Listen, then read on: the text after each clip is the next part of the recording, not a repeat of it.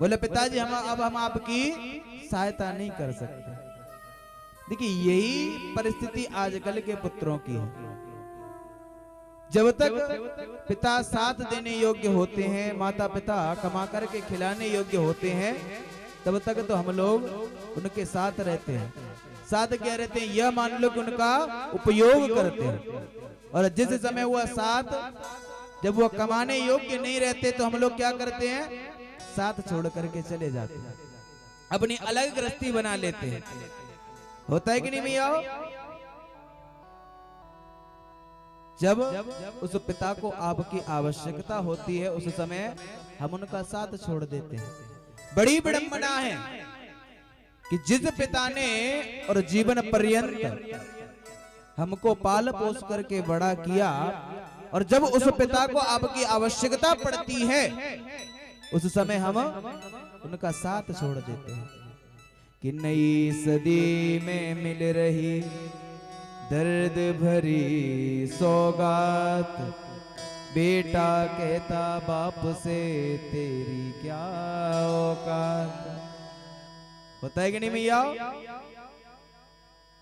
देखिए बड़ी सुंदर सी कथा याद आती है। एक बार एक आम का वृक्ष था। उस आम के वृक्ष के नीचे नित्य प्रति एक छोटा सा बालक और खेलने के लिए आता था। बहुत समय व्यतीत हुआ, वो उसके साथ में खेलता रहता। कभी तो और डालियों पर झूला बना करके झूलता रहता, कभी उसके ऊपर लगने वाले उन फलों को तोड़ तोड़ करके और खाने लग जाता, कभी उसके जो तना है उससे लिपट करके खेलने लग जाता। लेकिन थोड़ा सा समय व्यतीत हुआ, वो जो बालक है वह धीरे धीरे करके बड़ा होने लगा।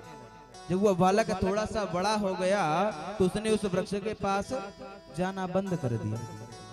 अब वह जो वृक्ष है वह खड़ा खड़ा इंतजार करता है कि वह जो बालक है उसको फिर से अपना बचपन याद आएगा और वह मेरे पास खेलने के लिए आएगा।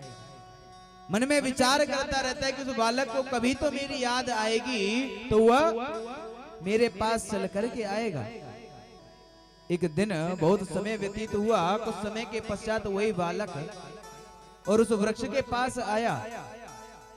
उस वृक्ष ने कहा, बोले भाई आप आजकल हमारे साथ खेलने के लिए नहीं आते, बोले ऐसा क्या हो गया?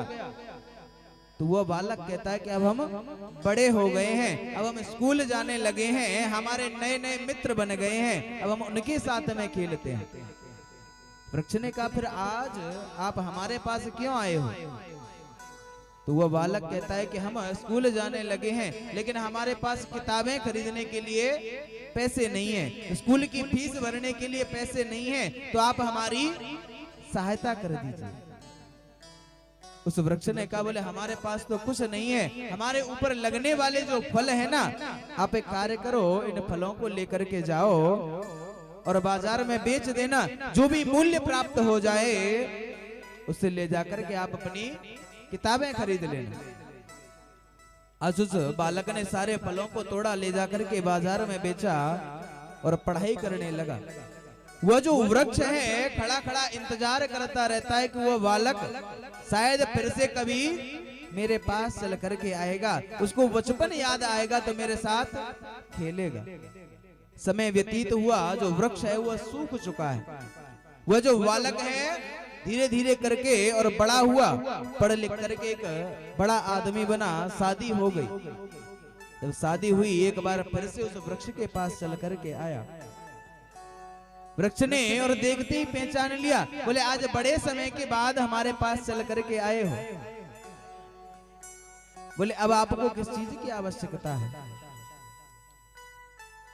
वह बालक कहता है कि अब हम बड़े हो चुके हैं, विवाह हो चुका है, अब हम अपना व्यक्तिगत जीवन और यापन करना चाहते हैं, तो हमारे पास घर नहीं है, रहने की व्यवस्था नहीं है, तो आप कोई हेल्प कर दो, थोड़ी सी सहायता कर दो कि जिसकी वजह से हमारे रहने का ठिकाना हो जाए।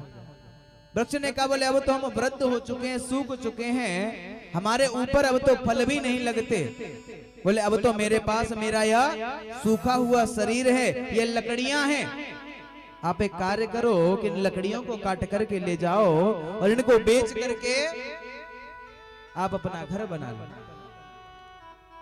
उस बालक ने, वो जो बालक है उसने जाकर के और उस पेड़ को काट लिया और ले जाकर के और बाजार में बेच दिया। जब बाजार में बेच करके जो धन प्राप्त हुआ, जाकर के अपना घर बनाया, जीवन यापन करने लगा। अब वह जो ढूंढ है, उस वृक्ष का जो ढूंढ है ना, जो जमीन में धसा हुआ है, वह जमीन में धसा हुआ ढूंढ भी उस बालक का इंतजार करता है कि शायद और कभी उसको अपने बचपन की याद आएगी तो वह मेरे पास खेलने के लिए अवश्य आएगा। मन में विचार करता रहता है। वृद्धावस्था हो चुकी है और वो जो ढूंढ है सूख चुका है, उसके उपरांत भी विचार करता रहता है कि शायद कभी मेरे पास चल करके आएगा। समय व्यतीत हुआ, वह जो बालक है और उसकी भी वृद्धावस्था आ गई। एक दिन वृद्धावस्था में और चल करके आया। जब लौट करके उस बालक, जो बालक है वो उस वृक्ष का जो ढूंढ है उसके पास चल करके आया, तो उस ढूंढ में से भी आवाज आई कि आज आपको किस चीज की आवश्यकता है? अब तो मेरे पास आपको देने के लिए कुछ भी नहीं बचा। तो वो जो वृद्ध हो चुका बालक है वो कहता है कि आज मैं आपसे कुछ लेने के लिए नहीं आया हूं, बल्कि आज मुझे अपना बचपन याद आ रहा है। मैं अपने बचपन को और याद करने के उपरांत आपके पास आया हूं कि कैसे मैं आपके साथ खेला करता था। मैं एक बार फिर से और आपके साथ में खेलना चाहता हूं, अपने उसी बचपन को याद करना चाहता हूं। सत्य मानो उस वृक्ष में से एक अंकुर उत्पन्न हो गया और वो जो ढूंढ है वो फिर से हरा भरा होने लगा। देखो ये छोटी सी कहानी हमको क्या शिक्षा देती है। जब बालक छोटे से होते हैं तो अपने माता पिता के साथ में और किस तरीके से खेलते रहते हैं, होता है कि नहीं? जब बालक छोटा सा होता है कभी तो अपनी माता की और गोदी में झूला झूलता है, कभी अपने पिता को और घोड़ा बना करके पीठ पर बैठ करके और झूला झूलता है। लेकिन जब थोड़ा सा बड़ा हो जाता है, स्कूल जाने लगा, तो स्कूल जाने के उपरांत नए नए मित्र बन जाते हैं, फिर अपने माता पिता को भूल जाते हैं। लेकिन वह माता पिता और बैठे बैठे घर में बैठे बैठे यह इंतजार करते कि शायद हमारे पुत्र को और कभी फिर से हमारी याद आएगी तो हमारे साथ फिर से और बचपन की तरह खेलेगा। थोड़े बड़े होते हैं फिर ये जो बालक हैं इनको कब याद आती है कि जब या तो स्कूल की फीस भरनी हो या स्कूल की किताबें खरीदनी हो, तब इन बालकों को अपने माता पिता की याद आती है।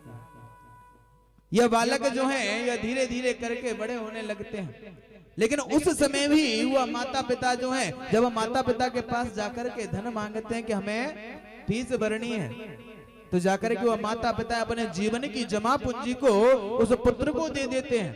क्यों? क्योंकि यह पढ़ लिख करके कुछ बड़ा बनेगा और बड़ा बन करके और फिर से हमारे पास में रहेगा। अपनी जितनी भी इच्छाएं हैं उन इच्छाओं को मारते हुए, दमन करते हुए अपने बालक को और बाहर भेजते हैं पढ़ने के लिए।